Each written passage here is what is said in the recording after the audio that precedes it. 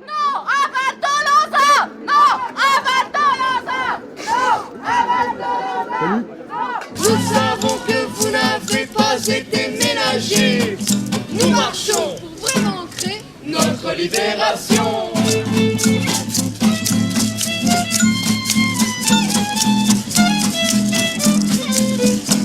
Madame. Quand de cette génération perdue dans la Consommation, non, ce n'est pas une fin en soi. mais l'ère de l'évolution. Nous savons que vous rêvez un monde plus éclairé. Nous marchons Pour incarner des valeurs plus sensées. On pédale ici pour ça.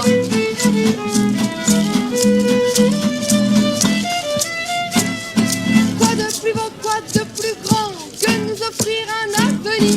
Quoi de plus beau, quoi de plus grand que de nous épanouir?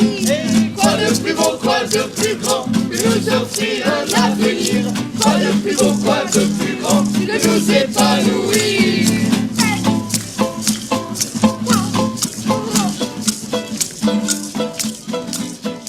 Ce méga-centre commercial, c'est dans les projets un hypermarché de 12 000 m², 28 grandes surfaces, dont une de 7 150 m² à elle seule qui serait le printemps, 140 boutiques, 6 000 m² de restauration, et je vous passe les parkings, etc. etc. Enfin, vous voyez, un truc énorme.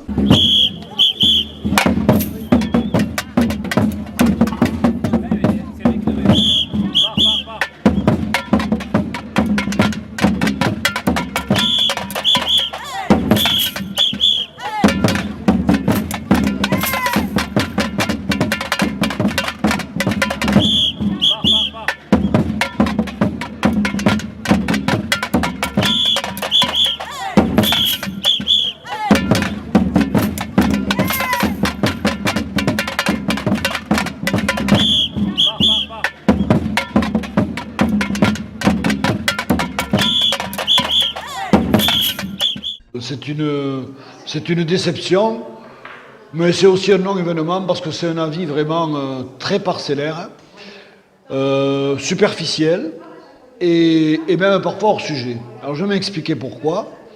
Bon, d'une part, il y a toute une série de contre-vérités sur la surface de ce méga centre commercial, sur la manière dont les voix pour et contre ont été comptabilisées. Les pour ont envoyé des formulaires où il suffisait de signer et de cocher des cases. Il s'est trouvé qu'on a fait aussi une pétition avec nos commerçants et les clients des commerces, et cette pétition a eu un grand succès. On a remis tout ça lors de l'enquête publique, mais je crois qu'ils n'en ont pas tenu compte. Mais sur le fond, ce qui est plus grave, c'est qu'ils ne tiennent pas compte des gens qui travaillent sérieusement dans l'agglomération toulousaine à un équilibre tant commercial que sur les routes que pour la circulation, c'est-à-dire la vie du SMIAT, qui est le syndicat qui organise la cohérence territoriale de Toulouse. Or, ce syndicat a l'unanimité, moins les deux personnes de la Salvetat et de Plaisance, ont voté contre, ce qui est remarquable puisque gauche et droite se sont trouvés d'accord pour dire que ce projet démentiel allait déséquilibrer Toulouse, tant du point de vue commercial, où on est déjà largement au-dessus de la moyenne nationale, 10% environ, en nombre d'hypermarchés, et tant sur le plan aussi très grave de la circulation.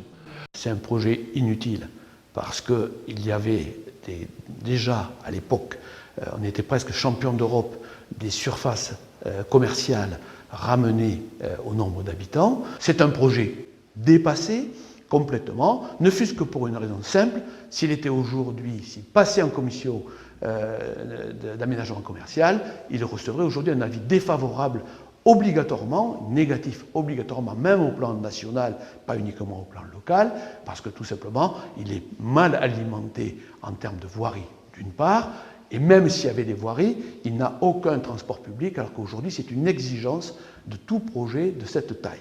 Donc il n'aurait plus aujourd'hui d'autorisation. Après les vacances de février, tout d'un coup, cette route départementale, on l'a trouvée en sens unique.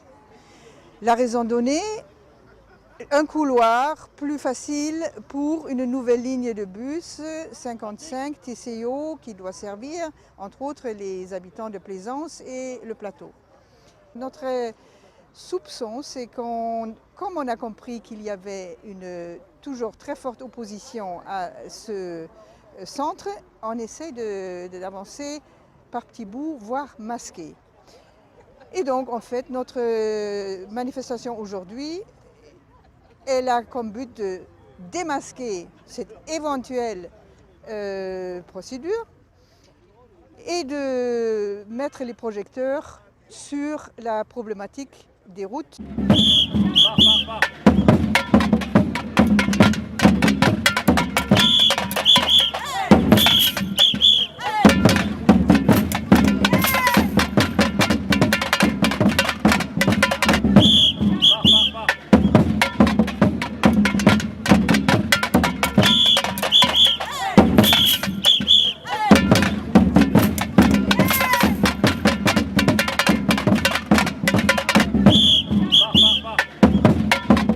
Cette notion d'intérêt public majeur, qu'est-ce que c'est que cette affaire? C'est n'importe quoi. Alors là, parce que j'ai quand même un peu fouillé l'histoire, c'est une directive de 1992, une directive européenne qui s'occupe de l'aménagement des territoires concernant donc en fait l'intérêt public, c'est-à-dire que c'est d'ordre public et majeur, donc des problèmes extrêmement importants, comme par exemple donc la santé, l'environnement, des choses comme ça, quoi.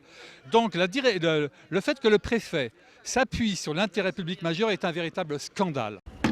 Cet arrêté, promulgué 2 jours avant l'entrée en application d'une disposition plus contraignante, ne semble pas être le fruit d'un excès de zèle du préfet. Il serait inspiré, selon une source bien informée, par Bercy.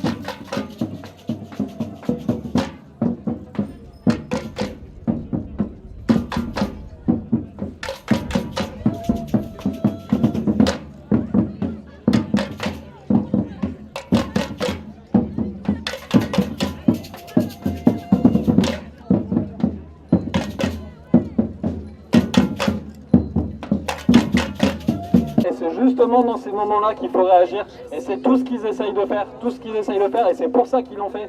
C'est justement pour faire croire aux gens que ça sert à rien de se battre et qu'on peut rien changer.